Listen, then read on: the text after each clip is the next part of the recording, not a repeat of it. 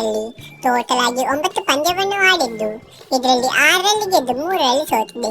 ಹಾಗಾಗಿ ಈಗ ನಮ್ಮ ಬಳಿ ಟೋಟಲ್ ಆಗಿ 12 ಅಂಕಗಳಿದ್ದು ನಾವೀಗ ಪಾಯಿಂಟ್ಸ್ ಟೇಬಲ್ 2ನೇ ಸ್ಥಾನದಲ್ಲಿ ಇದ್ದೇವೆ. ಮತ್ತೆ ನಮ್ಮ ಮುಂದಿನ ಪಂದ್ಯ ಬಂದ್ಬಿಟ್ಟು LSC ಎದುರಿಗೆ 7 ಮೇಗೆ ನಡೆಯಲಿದ್ದು ಈ ಪಂದ್ಯವು ಲಕ್ನೋನ ಇಖಾನ ಕ್ರಿಕೆಟ್ ಸ್ಟೇಡಿಯಂ ಅಲ್ಲಿ ನಡೆಯುತ್ತದೆ. ಮತ್ತೆ ಈ ಪಂದ್ಯವಂತೂ RCBಗೆ ತುಂಬಾನೇ ಇಂಪಾರ್ಟೆಂಟ್.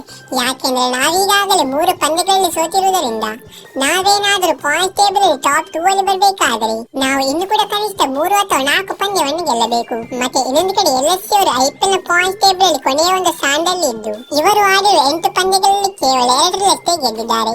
ಹಾಗಾಗಿ ಇವರನ್ನು ಸೋಲಿಸೋದು ನಮಗೆ ತುಂಬಾ ದೊಡ್ಡ ವಿಷಯವಲ್ಲ. ಸೊ ಇವತ್ತಿನ ಈ ವಿಡಿಯೋದಲ್ಲಿ ನಾವು RCB ಮತ್ತು LSC ಪಂದ್ಯಕ್ಕೆ RCB ಹೊಸ ಪ್ಲೇಯಿಂಗ್ 11 ಯಾವ ತರ ಇರಲಿದೆ ಅಂತ ಡಿಸ್ಕಸ್ ಮಾಡಲಿಕ್ಕೆ ಇದ್ದೇವೆ.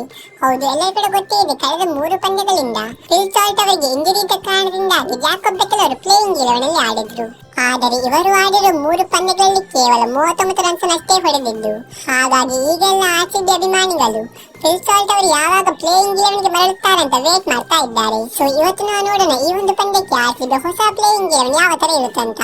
ಸೊ ನಾವು ಇನ್ನು ತರ ಮಾಡಿದ ಬೇಗನೆ ಈ ವಿಡಿಯೋವನ್ನು ಶುರು ಮಾಡೋಣ. ಹಾಗಾದರೆ ಈಗ ನಾವು ಮೊದಲಿಗೆ ಓಪನರ್ಸ್ ಗಳ ಬಗ್ಗೆ ಮಾತಾಡೋದಾದರೆ ನಮಗೆ ಕಳೆದ 3 ಪಂದ್ಯಗಳಲ್ಲಿ ಓಪನರ್ಸ್ ಆಗಿ ವಿರಾಟ್ ಕೊಹ್ಲಿ ಮತ್ತು ಜಾಕೋಬ್ ಬೆಥೆಲ್ ನೋಡಲು ಸಿಕ್ಕಿದ್ರು. ಆದರೆ ಈಗಷ್ಟೇ ಬರುತ್ತಿರುವ ಅಪ್ಡೇಟ್ಸ್ ಪ್ರಕಾರ ಫಿಲ್ ಸಾಲ್ಟ್ ಅವರು ಇಂಜರಿಯಿಂದ ಗುಣಮುಖರಾಗಿದ್ದು ಎದುರಿಗೆ RCBಯ ಪರವಾಗಿ ಓಪನರ್ಸ್ ಆಗಿ ವಿರಾಟ್ ಕೊಹ್ಲಿ ಮತ್ತು ಫಿಲ್ ಸಾಲ್ಟ್ ಅವರು ನೋಡಲು ಸಿಗುತ್ತಾರೆ. ಆನಂತರ ನಾವಿಲ್ಲಿ ನಂಬರ್ 3 ಬಗ್ಗೆ ಮಾತಾಡೋದಾದರೆ ಇಲ್ಲಿ ಅಂತೂ ಯಾವುದೇ ಒಂದು ಚೇಂಜ್ ನೋಡಲು ಸಿಗುವುದಿಲ್ಲ. ಇಲ್ಲಿ ದೇವದತ್ ಪಡಿಕ್ಕಲ್ ಅವರೇ ಆಡುತ್ತಾರೆ.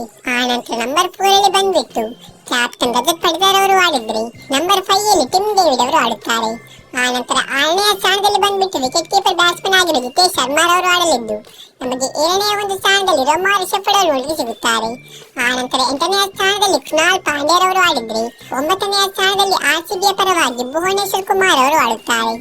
ಆಮೇಲೆ 10ನೇ ಸ್ಥಾನದಲ್ಲಿ ಬಂದ್ಬಿಟ್ಟು ರಾಶಿದ್ ಸಲಾಂ ದಾರ್ ಅವರು ಆಡಲಿದ್ದು ನಮಗೆ 11ನೇ ಸ್ಥಾನದಲ್ಲಿ ಜಾರ್ಜ್ ಹೆಜಲ್ವುಡ್ ಅವರು ನೋಡಲು ಸಿಗುತ್ತಾರೆ. ಸಿದುವಾಗಲಿಗೆ LSC ಮುಂದಿನ ಪಂದ್ಯಕ್ಕೆ RCBಯ ಪ್ಲೇಯಿಂಗ್ 11